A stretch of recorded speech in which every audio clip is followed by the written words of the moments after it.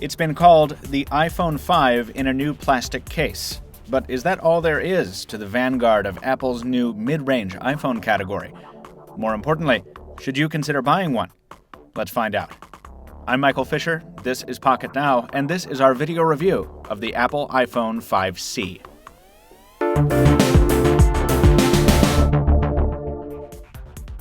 So in breaking out of its 5-year pattern of just recycling last year's iPhone as the new, quote, budget iPhone, Apple seems to have felt the need to make a statement with the 5C. Gone is the finely crafted aluminum of last year's iPhone 5. It's been replaced on the 5C with a glossy polycarbonate shell stretched over a steel frame. That means the phone feels rigid and robust, and it'll probably hold up to scratches better over time than its metal predecessors. But it also feels cheaper in the hand, with skin oil and fingerprints sticking readily to the plastic body. Of course, the big advantage to the plastic is you can now customize your iPhone's color beyond black and white options, and Apple offers a line of soft-touch covers if you're looking to cover up the glossy body without completely obscuring the color you've chosen. Under the hood, the situation is much more familiar. The 5C gets its processing power from Apple's A6 system on a chip, backed up by a gig of RAM and either 16 or 32 gigs of onboard storage. In keeping with Apple's norms, that storage is non-expandable, and the battery, a 5.74 watt-hour pack, is non-removable.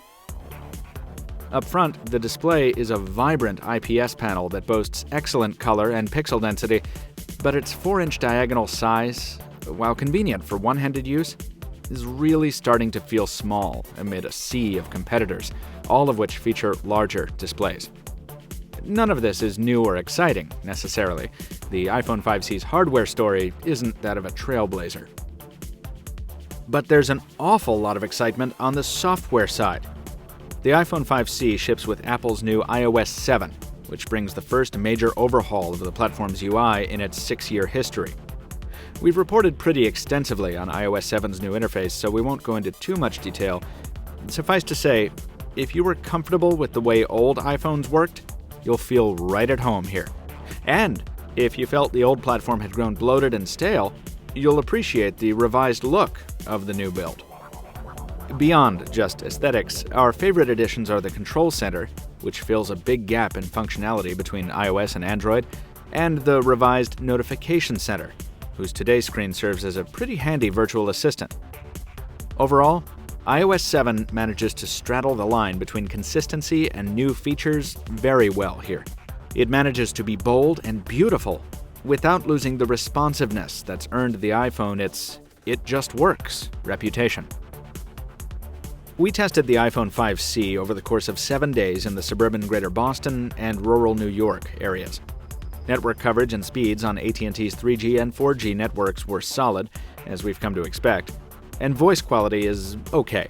Not outstanding, but okay.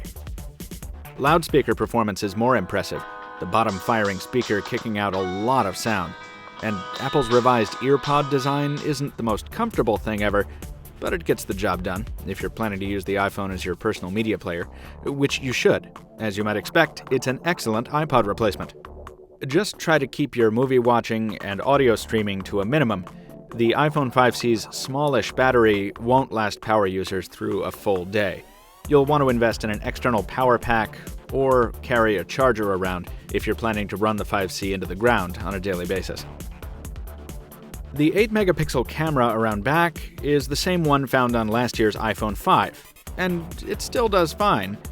But camera technology has advanced so profoundly in the past year that it's now firmly outclassed.